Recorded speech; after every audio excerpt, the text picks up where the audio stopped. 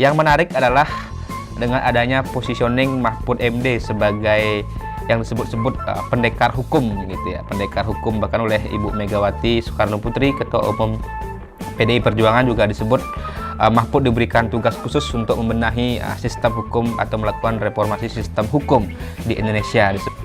Ketika skor indeks rule of law Indonesia stagnan, ini siapa yang bisa kita minta pertanggungjawaban atau apa sebenarnya yang terjadi?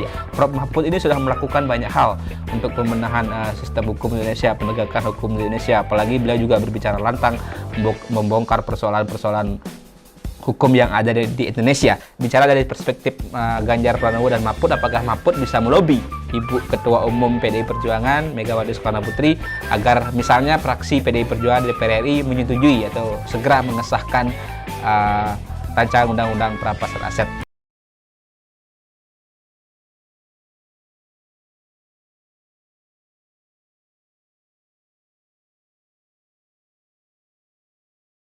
Kembali lagi di channel YouTube Mr. Puisi Live di bawah naungan MGP Media, yang mana kita akan terus memberikan update dan analisis terkait dengan dinamika jelang kontestasi Pilpres 2024. Dan hari ini kita akan bicara dari kubu Ganjar Pranowo dan Mahfud MD ya, dimana ini pasangan yang disebut-sebut juga pasangan yang ideal, gabungan sosok-sosok atau tokoh-tokoh berpengalaman. Tapi sebelum itu saya ingatkan untuk jangan lupa subscribe channel YouTube Mr. Puisi Live di bawah naungan MGP Media. Jangan lupa juga like, komen, dan share konten-konten di channel YouTube ini. Ya, pasangan Ganjar Pranowo dan Mahfud MD sudah resmi mendaftar ke KPU, sudah juga melakukan tes kesehatan, sudah juga menyampaikan visi misi program mereka, termasuk poin-poinnya juga sudah disampaikan ke publik.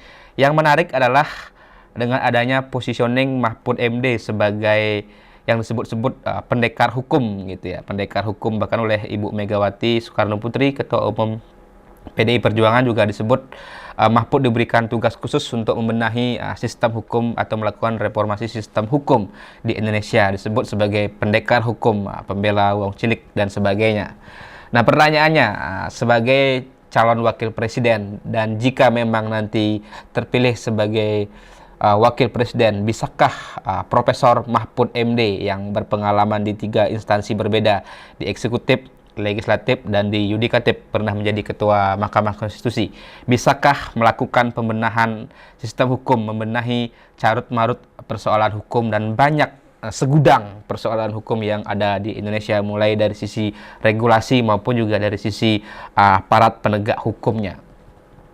Nah, menarik kalau kita cermati beberapa pernyataan Mahfud MD, termasuk juga ketika deklarasi pertama sebelum daftar ke KPU ya, Mahfud MD menyatakan bahwa atau menegaskan komitmennya untuk melakukan pembenahan sistem hukum dan penegakan hukum di Indonesia.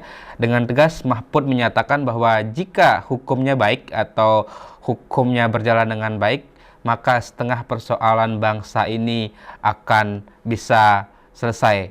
Jadi pembenahan hukum dari aparat menyelesaikan setengah persoalan bangsa. Nah, itu kira-kira penegasan yang disampaikan oleh Mahfud MD, termasuk ia menegaskan komitmennya melakukan pemberantasan korupsi dan juga memang penegakan hukum di tanah air.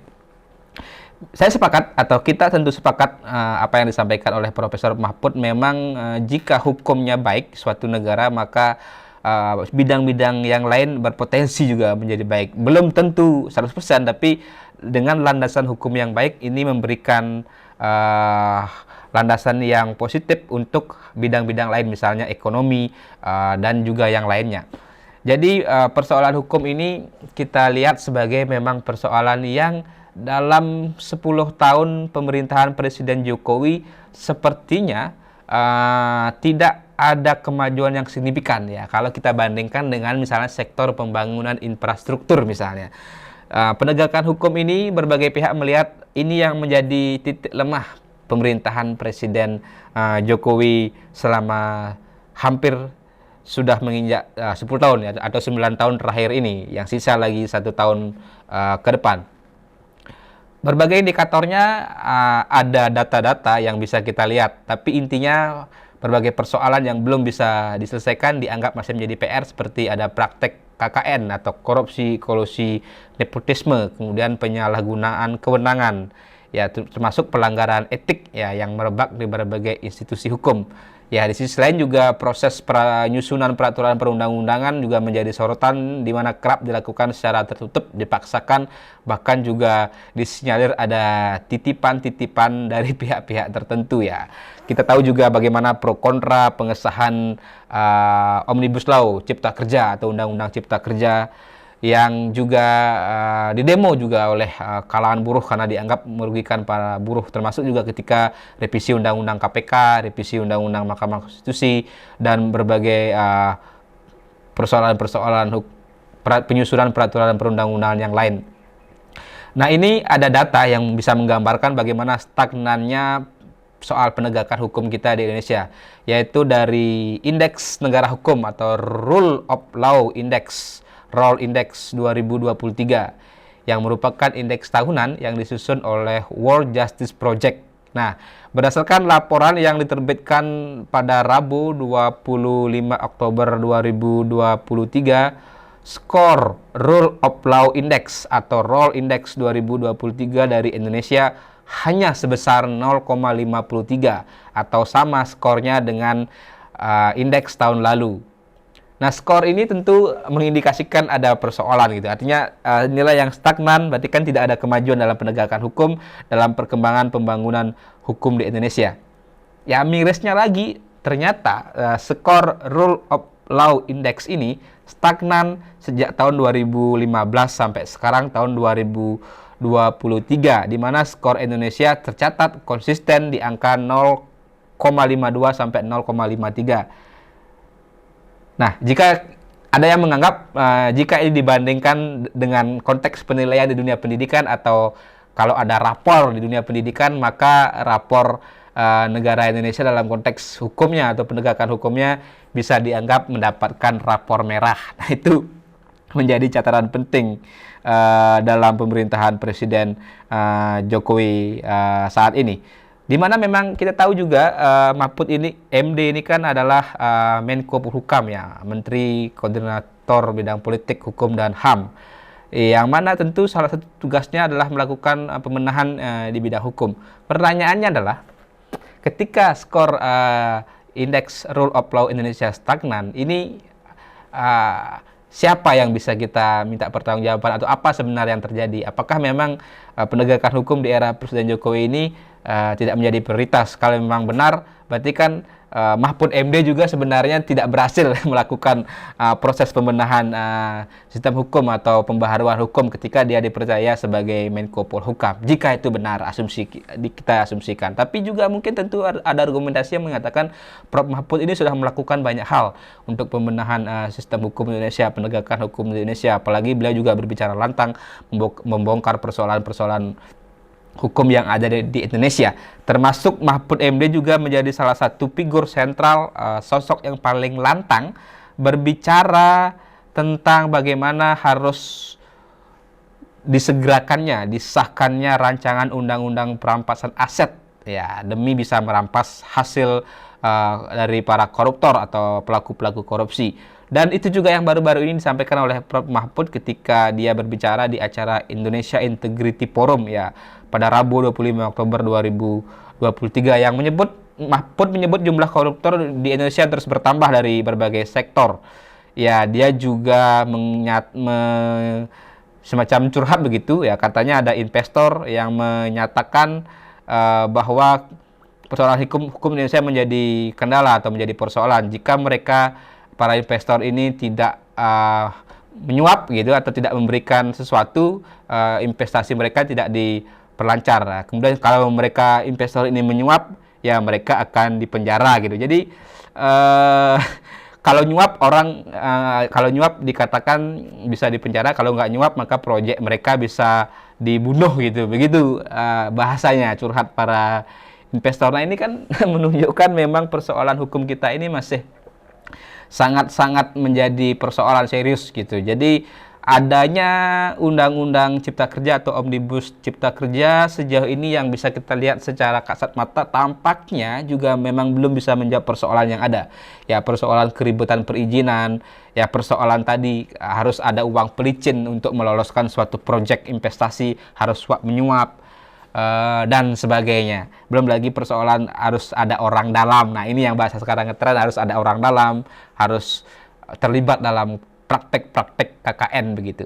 Nah, ini menjadi catatan juga terkait dengan selama ini anjloknya IPK atau Indeks Persepsi Korupsi di Indonesia, ya, yang angkanya juga semakin lama semakin memprihatinkan begitu. Yang salah satu juga terkait dengan dianggap ada upaya-upaya pelemahan pemberantasan korupsi melalui revisi Undang-Undang KPK, kemudian juga pemerintah dianggap gagal memberikan kepastian hukum juga berkaitan dengan gelaran pesta demokrasi dengan mengedepankan nilai-nilai yang berintegritas.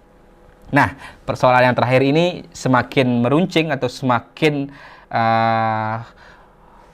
krusial, semakin problematik dan dilematis dengan adanya kontroversi putusan Mahkamah Konstitusi atau MK yang dianggap oleh publik memberikan karpet merah jalan bagi Wali Kota Solo, putra sulung Presiden Jokowi, Gibran Raka Buming Raka menjadi calon wakil presiden dari Prabowo Subianto, di mana MK mengabulkan sebagian gugatan batas usia Capres-Cawapres, di mana batas usia pendaftaran syarat minimal pendaftaran Capres-Cawapres tidak lagi 40 tahun atau tetap 40 tahun, tapi di bawah 40 tahun pun boleh asal seseorang kandidat sudah punya pengalaman sebagai kepala daerah, baik juga sebagai gubernur, wali kota, bupati, dan juga penyelenggara di pemerintahan yang dipilih langsung seperti anggota DPR, DPD, DPRD, dan sebagainya.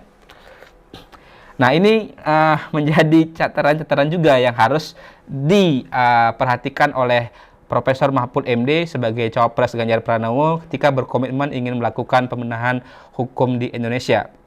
Dan memang sebenarnya sudah ada langkah yang cukup positif dibuat oleh Mahfud MD dalam kapasitasnya sebagai Menko Polhukam, ya, yang sebelumnya sudah membuat tim reformasi hukum, ya, tim reformasi hukum yang dibuat oleh Mahfud MD.